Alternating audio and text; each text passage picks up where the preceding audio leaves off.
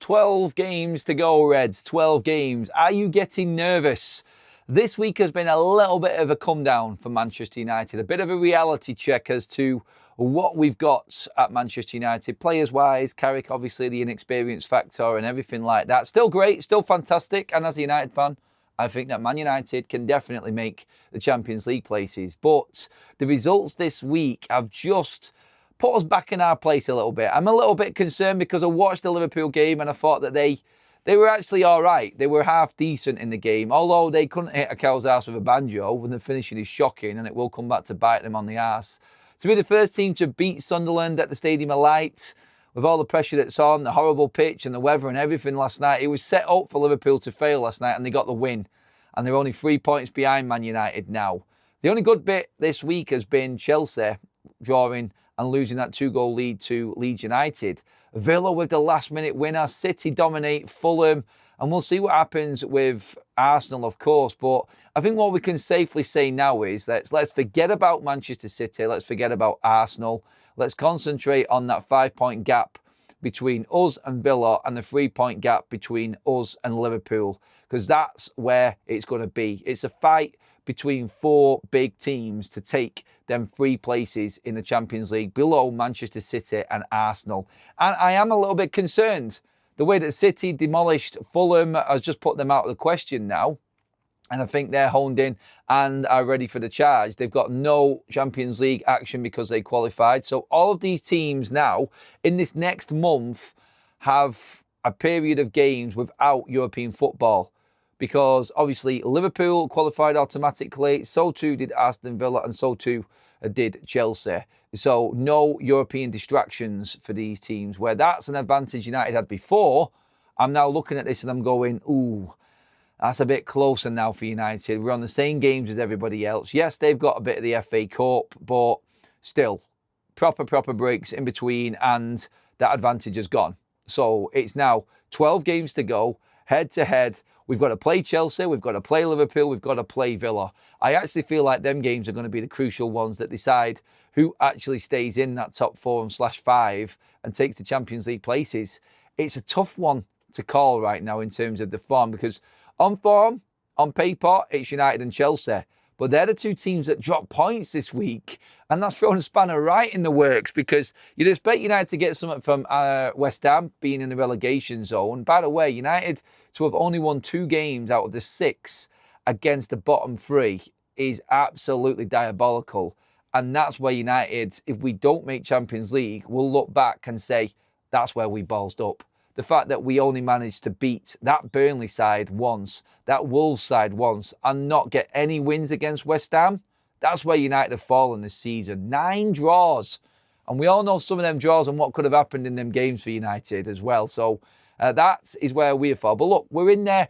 Let's try not to think about that. Let's try and think about the positives going on. But I am a little bit worried, and I must admit I am. I can't help but feel like the other teams are now locked in. Big result for Villa last night. That they weren't great, and that's a struggling Brighton side with no wins in 7. And you could have seen that if that stayed 0-0, then you go, right, okay, Villa are definitely on a downer.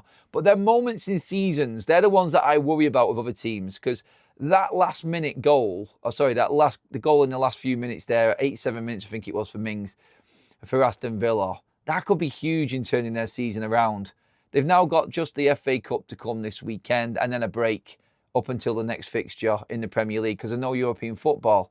So that could just switch them back on. And that's what I always fear. I'm always worried about moments like that. A scrappy goal for Liverpool from a corner again. 1-0 win. But it's 3 points. United drop points. Chelsea drop points. This is the concern. That's the worry for me.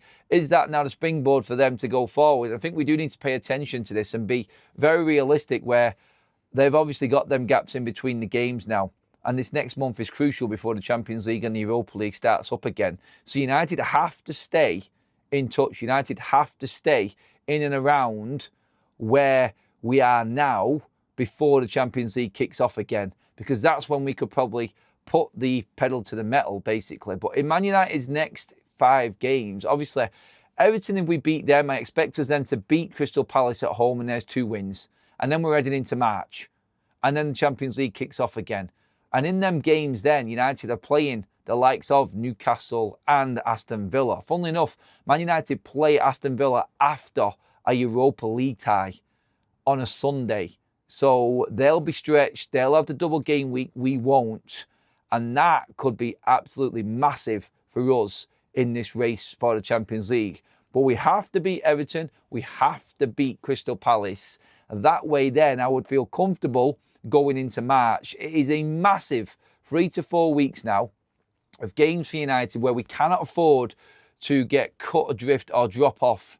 Even if we have to scrape out 3 points, that's what it's got to be.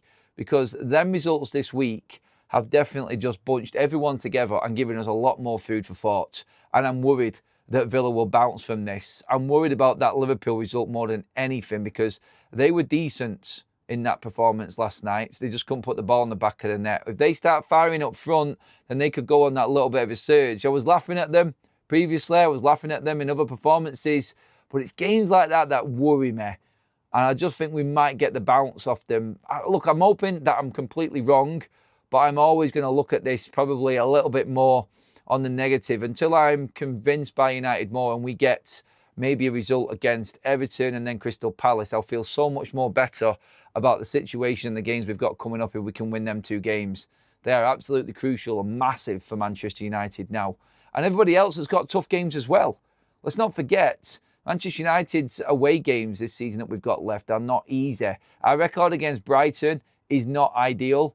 Obviously, we're going to Everton Stadium for the first time. Their home form's not fantastic. You look at Chelsea away, a record there is shocking. Newcastle away, a record is shocking.